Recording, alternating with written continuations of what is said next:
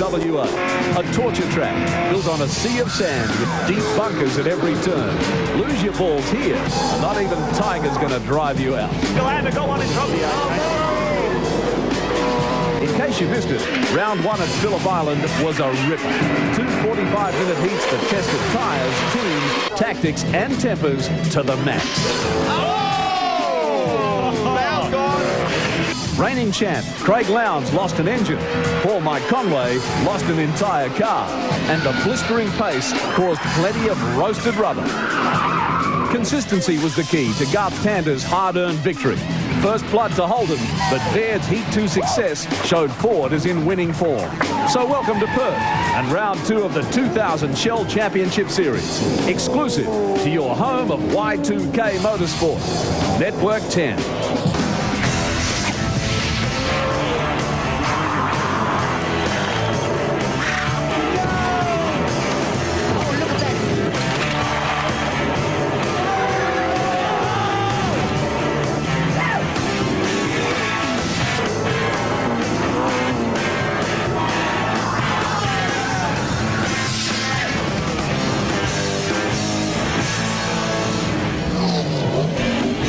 Have made the long trek across the Nullarbor to a place they used to call Wanneroo. Today it's called Barbagallo Raceway.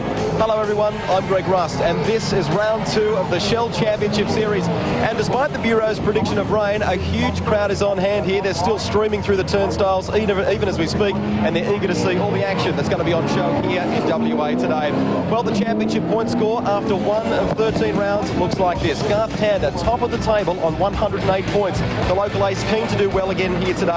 Mark Scaife just 6 points in arrears. Then it's a pack of hungry Ford drivers. Baird, Seaton, Radisich and Larkham. The defending champion Craig Lowndes in 7th place at the moment. And I can tell you also Russell Ingall, the enforcer.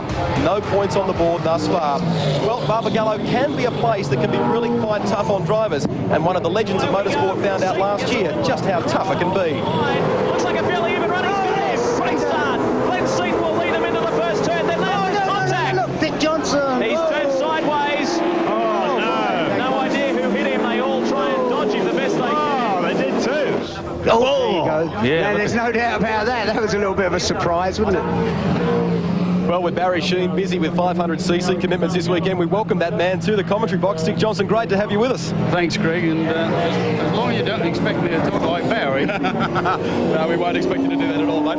Now, I guess first and foremost, you're the team manager this year. How are you enjoying things on this side of the pit lane? It's quite a bit different, I can assure you, and a lap time takes an awful lot longer behind the fence than what it does on the racetrack. All right, we'll get some special comments from you in just a few moments' time. It has been a fairly controversial week in the lead up to Barbagallo.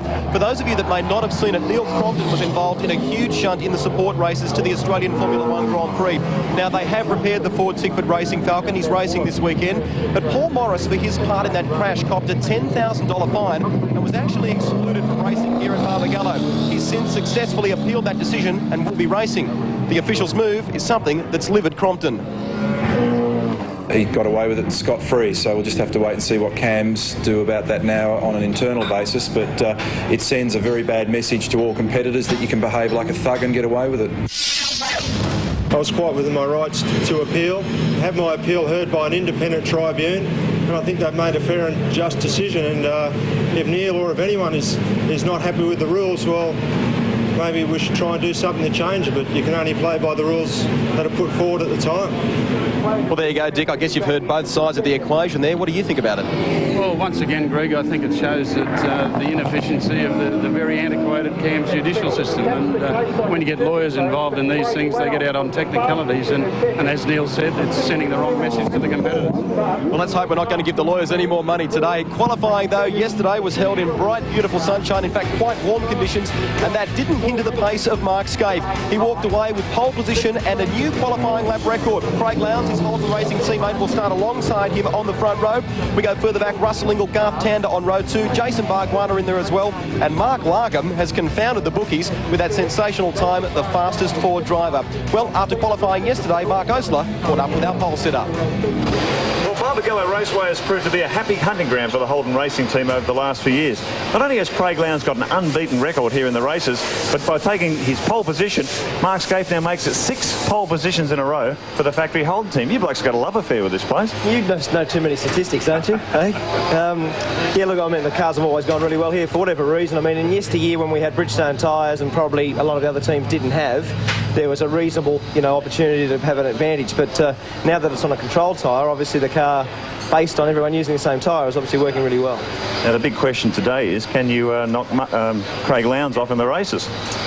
Well, obviously he's had a great record here, and he's the sort of guy that he looks after the tyre very well because, obviously the record shows it, but in these cars, they're so powerful with small tyres that his record shows that he's very good at it. I think our car at the moment probably is a bit better race car than it was in qualifying, and I'd like to think that we'll be there in the hunt. Make a reasonable start, we'll be okay.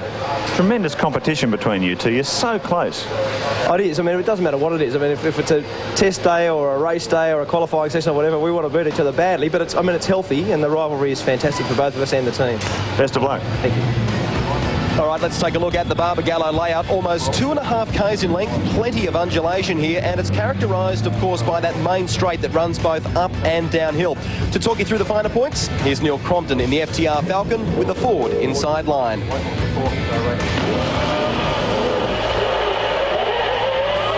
Greg, this is one of the greatest little tracks in Australia. Wanneroo Park, 2.41 kilometres. A track that's surrounded by the world's biggest sand trap. This is turn 1, around about 90 kilometres an hour, third gear, up to these very fast and exciting S's where you really toss the car from side to side in fourth gear. Back to third for this constant radius, uphill, positive cambered corner, where you crest the brow here, about 170 odd k's. Plunge down the other side. It's a beautiful view, although you don't get much of a chance to look at it. Hard on the brakes, a couple of bumps. Back to third gear. This is turn 6, cold corner. Now, this is a tricky one because the left rear tyre fries and dies at this track. You can feel the car squirming around as you use all of the road on the exit. Have a look in the mirror, check out the traffic. Fifth gear, sixth gear very briefly, and then super hard on the brakes. Back to third gear. It's a bit of an uphill gradient, so you can really brake late. Bit of a slip and a slide, up onto the ripple strip for the exit. Fourth and then fifth gear. It's a track that if you make it blue, you end up in the sand and it's all over, and you can look a little tomato red, and I have done it once or twice. Let's hope he doesn't do it today. We're back, folks, to the 3-race format this weekend. There are 2 this afternoon. Race 1 was yesterday, and it was a beauty. Stand by. All the action coming your way right after the break.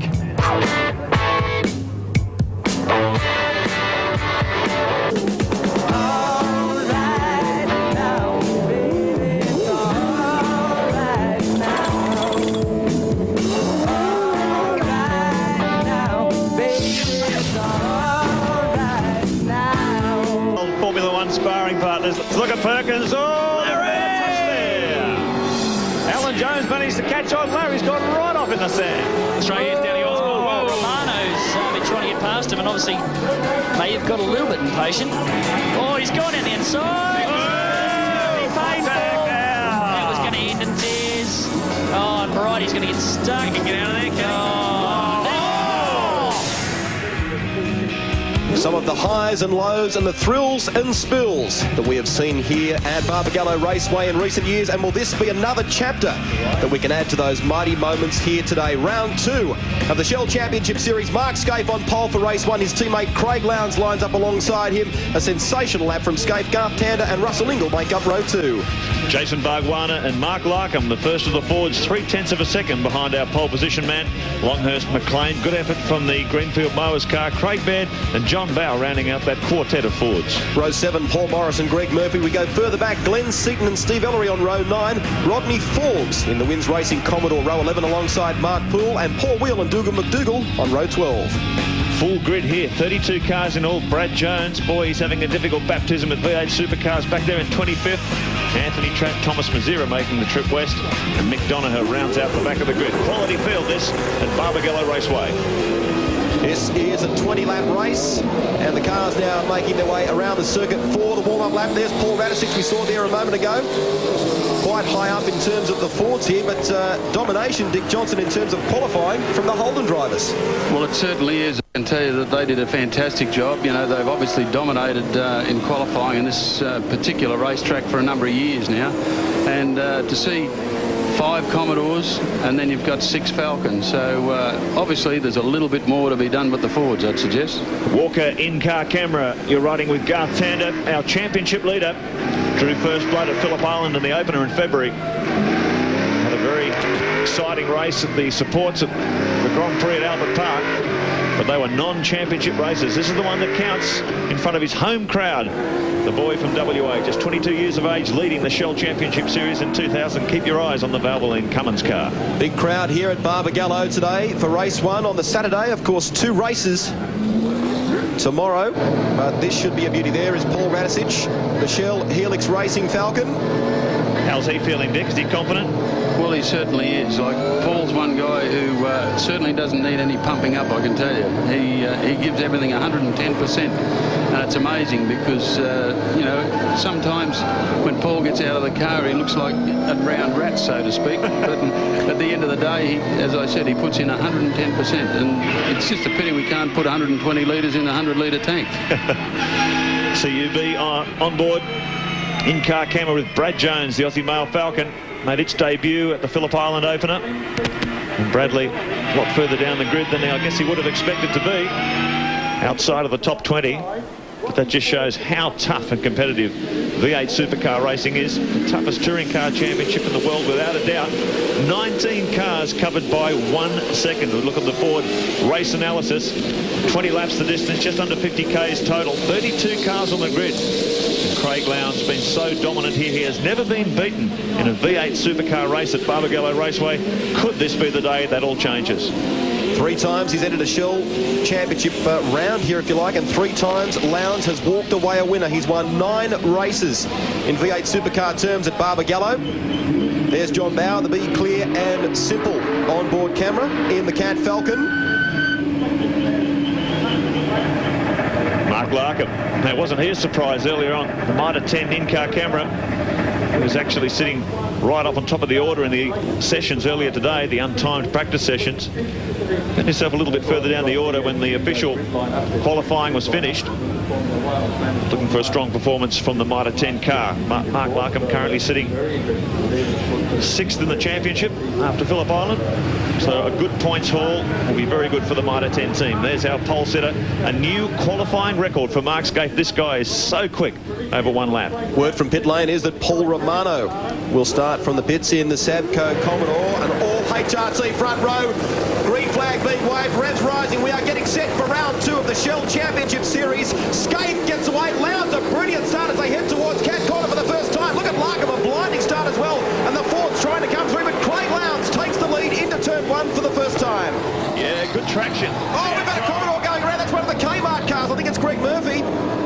He's managed to hang on to it by the looks of things, but all crossed up there for a moment.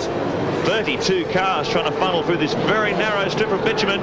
Keep our eyes on this difficult situation as they try and sort themselves out. Coming around the back over the hill for the first time. Looks like a relatively clean start to heat 1. Dick, you talked before about the importance of having a tyre that's going to last a full 20 laps. I think we're going to see just who's made the best, I guess, setup choices with these cars very early on.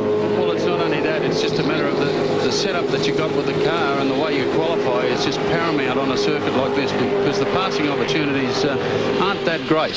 And what Craig has done here is put in a blinder first lap, and that's exactly how to lead a race here, because you can actually settle down and run your own race.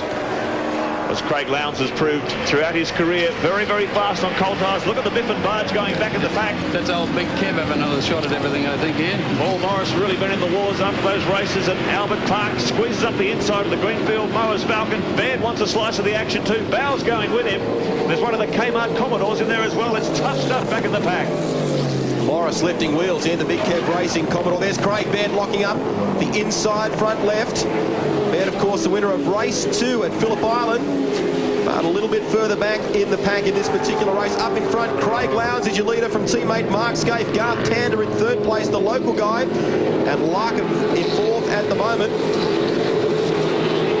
So they work their way out of Cold Corner and up the hill. Let's take a close look at things. This is Paul Radicic. Talk us through this, Dick. I think one of the Kmart. In fact, it's Russell Ingall there. It's Russell Ingall. He's getting shuffled out. The moment you understeer a little bit on the first corner, well, I tell you what, you just get shuffled all the way down the back. So the order now: Lowndes, Scaife, Tander, Larkham, Radicic, Ingall, Barbagallo, Steve Johnson, Longhurst and McLean. That's the top 10. But the whole racing team really getting a squirt on here. It's a pretty common sight, isn't it? It has been over the past 12 months or so. Well, certainly was a time there when Lowndes had much domination over his teammate on cold tyres in the opening laps. But Scaife now obviously working very hard on the setup of the car. He seems to be able to match Lowndes. He's going with him. Just look at the Shell Helix race score at the bottom of your screen. Lowndes nearly half a second in front of his teammate Tander, though. They really dropped the Valvoline Cummins car off. 2.2 seconds the gap after only 2.5 laps. That is amazing, and you can see as they work their way along the straight there visibly how big that gap is. The two Holden Racing Team Commodores. Craig Lowndes, the defending Shell Series champion, leads from teammate Mark Scaife. This is the battle for third, and Mark Larkham applying all the pressure to the young gun, 22-year-old Garth Tander, championship leader at the moment, winner of round one. Larkham all over the back of him. The enforcer, Russell Ingall, is up there as well. So too Paul Radicic and Jason Barbagallo just in the background. There's a lot of fans will be wondering, Dick Johnson, why is it that a team like Holden Racing Team can come here year after year after year and be so dominant? Well, when you understand the tyre as much as they do, because they've been on that particular tyre through obviously through the life of the car, and they've obviously struck on a setup that works very, very well at this racetrack, and it certainly is sort of showing that today. Sure is. Big gap, 2.9, almost 3 seconds, yeah. 3 seconds the gap over this man, Garth Tander, who is leading a tremendous battle for third place that involves himself, Larkham, Ingall, Radicic, Barbagallo. They're all in there. So the Holden Racing Team taking advantage of this cut and thrust happening behind them. They're opening the gap every lap. Tander under immense pressure as he works his way onto the start-finish straight once again.